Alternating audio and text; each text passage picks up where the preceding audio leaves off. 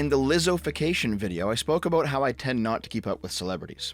Well, you know what? I don't really keep up with internet celebrities either. Like, look at this. Here's the banner for the Streamy Awards this year. I don't know any of these guys. Looking at this caption, I recognize MatPat, he's the game theory guy. Dylan Mulvaney, since I did a previous video on the whole Bud Light thing. I only know Rhett and Link because Dave soys out over them regularly. I'm surprised Smosh is still around. And I know XQC due to my recent appearances on EFAP and my coverage of the Twitch React meta. Though to be honest, I've known about him for longer than that. But like, who the fuck are these people? Icona Pop? Brianna Chicken Fry? That's the name you chose? I always feel strange when a list like this pops up. Like the internet's kind of left me behind. The former greats I used to look up to are mostly not so great anymore, both in terms of them cucking out and disavowing all of their old content due to trolls remorse, and in terms of them just being way less popular than when I was young. The next generation has their own set of internet idols, and the old greats are just kind of coasting by on their established fame, not really doing much anymore. However, more and more have actually come to cherish not being in touch with things, not being on the bleeding edge, you know what I mean? It's like the internet version of leaving behind the big city in the rat race and retiring to a Midwestern estate to enjoy the slower pace. In fact, I say normalize not being plugged into the latest trends and events. Haha! I managed to fit all 5 of YouTube's allowed other video advertisement cards into the first 2 minutes. Therefore, it should come as no surprise that before I started researching this video, I had no idea of the Little Tay deep lore. A couple of weeks ago, this was posted on Little Tay's Instagram and subsequently went viral. It is with a heavy heart that we share the devastating news of our beloved Claire's sudden and tragic passing. We have no words to express the unbearable loss and indescribable pain. This outcome was entirely unexpected and has left us all in shock. Her brother's passing adds an even more unimaginable depth to our grief. During this time of immense sorrow, we kindly ask for privacy as we grieve the overwhelming loss, as the circumstances surrounding Claire and her brother's passing are still under investigation. Claire will forever remain in our hearts, her absence leaving an irreplaceable void that will be felt by all who knew and loved her. Now, I had no idea what was going on, but I did remember the name Little Tay from PewDiePie's YouTube Rewind of 2018. Here was her tiny bit in that montage. Y'all can't afford things like Little Tay. I wear some belt. Yeah, that's right. Back in 2018, Little Tay was 9 years old, and she was going viral for recording vlogs speaking like a ghetto black rapper, waving money around, sitting in nice cars, showing off jewelry, insulting the viewer, and even using slurs. Big-name YouTube channels back then were reacting to her taking off, most of them quite negatively, remarking that she's only 9 years old and why is she acting like this? Where are her parents? This is clearly gonna fuck her up when she gets older. And then she fell off my radar because I don't follow influencer news, until that report of her death from a couple weeks ago. She'd be 14 or 15 at this point, and she apparently died under suspicious circumstances along with her brother. The place where my mind went first was to that stereotype of an overbearing parent of a child star, where they push their kid to perform way beyond the line of abuse, and then accidentally or maybe even intentionally end up killing them. That was my initial reaction anyway. The outcry on the internet took 2 forms. The first was like this person's. Her name isn't Little Tay, it was Claire Hope. She was a little girl exploited and potentially abused by her family for fame, wealth, and influence. It's a shame that the vapid influencer persona will be her legacy when her life barely began. Genuinely rest in peace, Claire. There's lots of sentiments like this, expressing sorrow over her death and laying the blame at the feet of her parents for pushing her too far to be a young influencer. Basically, this is my knee-jerk assumption. The second form was this person's. See, when you culturally appropriate black culture, you end up with worms and dirt. What this person's referring to is the way Little Tay acted and spoke in those viral 2018 videos, using slurs and putting on an act of being ghetto. Apparently, that justifies her death in the minds of these retards. In fact, one specific poster who said this is a black Hollywood TV writer and comedian who mentioned that she didn't care about Little Tay's possible death because she dropped slurs at 9 years old. Like, holy shit, dude, I can't believe you're out here posting with your real name and your real face and your whole LA career in your bio, talking about how you don't care about the possibility a kid died because she dropped gamer words in her youthful ignorance. This person has actual fucking brain rot. In any case, the majority of posts about this event have since been deleted, including those 2 main examples that I used. That's why they look kinda weird. I had to pull them off the Internet Archive. Why were they deleted? Because in the past couple of weeks, as more information came out, it turns out that this whole thing is fake. Never complain about me being late to the party ever again, guys. The full story is never out on day 1. Actually, a lot of stuff still seems to be kinda unknown, but here's all the information that I've gathered. Despite it being commonly reported during the death hoax that Little Tay's real name is Claire Hope, she actually told TMZ recently that her real name is Tay Tian. Although a lot of her 2018 content revolved around her apparently growing up on the mean streets of Atlanta, she actually grew up in Vancouver, Canada, with her half-brother Jason Tian and her mother Angela Tian. Her mother was a realtor, and a lot of the luxurious property Little Tay recorded her videos and rap songs in were actually houses her mother was selling. The most blatant example of her mother using her job for her daughter's online career was when she borrowed her boss's sports car and shot a video with Little Tay sitting in the front seat waving cash around. In fact, it was this continuous use of Angela's client's property and her boss's property that eventually led to her losing her job. The Tian family seems to have moved to LA during the peak of Little Tay's virality. She was influenced to the LA influencer scene, making connections with other content creators and continuing to go viral with them, even flirting with the idea of signing with a talent agency at some point. Her father, back in Canada, Christopher Hope, was a Vancouver-based lawyer, and though he was no longer in a relationship with Angela Tian, he did share custody of Tay. Once he caught wind that his daughter was out of the country, he began legal proceedings to bring her back to Canada, a process that took several months. The date that Little Tay fell off of the collective internet's radar roughly lines up with the date that Angela was forced to return her to Canada. Her father's idea was to make his daughter's career more official, open a trust for her income, open a business, trademark her brand, obtain a visa so that Tay could legally be in the USA, and set up alternative schooling plans for a young person who's also working in the media, none of which Angela had done. She simply moved the family to America under the guise of going on a vacation, and then just began living there undercover. So far, this story sounds like a classic case of the mother seeing her daughter's star potential and going way too crazy with it. But it came out a few months after she initially went viral that her half-brother also had a lot to do with what was going on.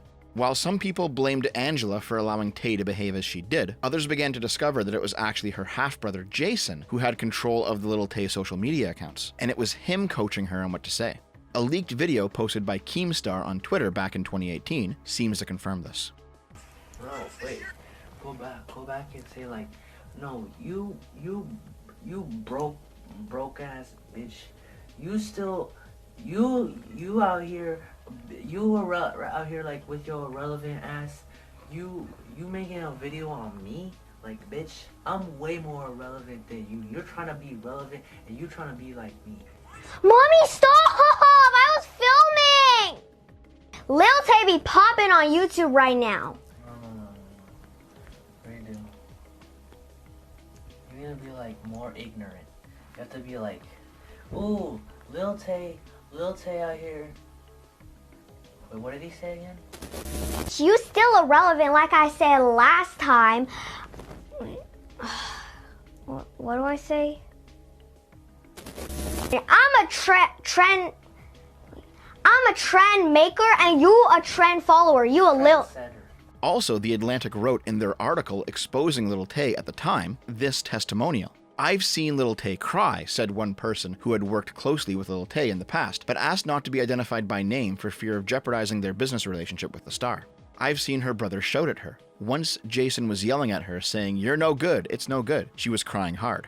Anonymous sources aren't the best, but if this is true, that's pretty bad. Wait a minute though, this old article was written by Taylor Lorenz. Oh no, I can't do 6 YouTube cards and link back to my Taylor Lorenz video, fuck! The fight between Tay's parents ended up ruining her career. Angela wanted Tay to continue to make boisterous, outlandish content in an attempt to keep going viral, while Christopher wanted Tay to move more into a traditional music career path and pursue the rapper side of her shtick. In June of 2018, several months after she first went viral, her online presence was wiped clean in an attempted rebrand. By October of 2018, her official accounts began posting stories of abuse by Tay's father. Tay's mother denied that her brother posted these stories and claimed that the account was hacked and that she had contacted the police about it already. By 2019, her brother had consolidated all control over Tay's social media, and by 2021, those same social media accounts began to claim abuse by Tay's father again, this time dropping GoFundMe links.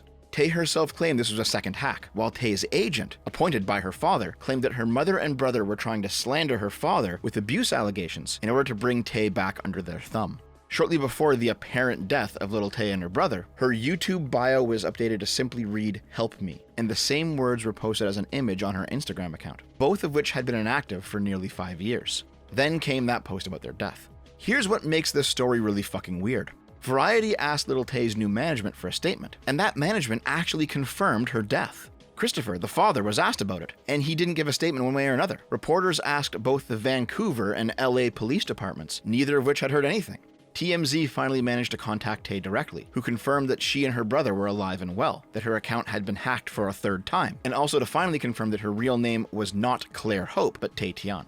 I'm gonna give you my tinfoil hat theory as to what's going on here. Obviously, the whole series of events is a fucking trash fire. Mother and half-brother are fighting with the father over the direction of the daughter's career. And who knows if the daughter's interests or desires are being taken into account? Probably not. We've got multiple supposed hacking attempts, clear differences in how their daughter's career should be managed. It's just a whole mess. The manager that Christopher hired, Harry Sang, seems to have some legal control over Tay, and they moved to make her career more official. However, the mother has a different idea, and the half-brother controls all the accounts. In response, the first two hackings happen, first in 2018 and second in 2021, alleging abuse from the father. To me, this seems like the mother and brother on one side trying to regain control over Tay, since the brother owns the social media accounts, and Tay and her father on the other side, with Tay's father appointing a manager, and the manager opposing the mother and brother. However, by 2023, Harry Sung is no longer her manager. He actually cut ties with the whole family 2 years earlier, and it's his belief that the death hoax was simply a publicity stunt. It's this fact, combined with the father simply going no comment, that makes it seem to me like Tay's mother and brother ultimately won the battle against him over who's going to control Tay in her career.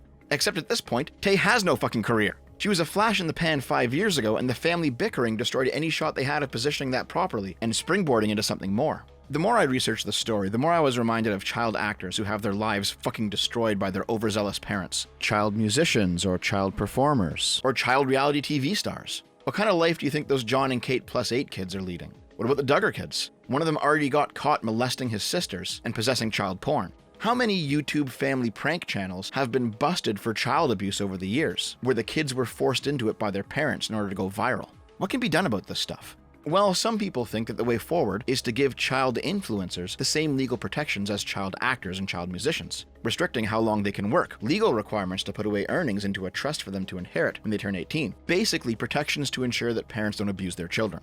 This is probably a good idea. Other people have asked how the line can be drawn between an underage viral influencer whose accounts rake in the money versus somebody who posts a video of their kids onto YouTube for their families, and they end up making like 50 cents in ad revenue or something. However, I think we can handle those distinctions pretty well. After all, child actor laws don't apply to the kid who acts in the school play, even if grandma gives them a shiny nickel for their troubles. Even then, what should be done about people who go viral when they're still underage, but old enough to not be totally retarded? I'm talking about people who are in high school and manage their channels after school or on the weekend, like Scott the Woz, Kai Cenat, or Sneeko did back in the day. Or until very recently, I Show Speed. When it comes to internet stuff, law tends to trail behind culture, and it seems a little bit strange for a 15-year-old or a 16-year-old who makes his own YouTube videos and suddenly goes viral to now have to submit to either his parents or child actor laws.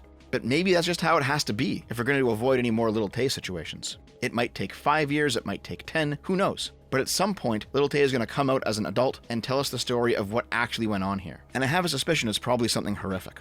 The moral of the story is, if your kid goes viral online, that's cool. But man, don't try to control it for them. Let them do their thing. Yeah, you can make sure that they don't get catfished or get into an unsafe situation or something, but blowing up on the internet is hard. It happens to like 1 in a million. So don't ruin your kid's future for your present.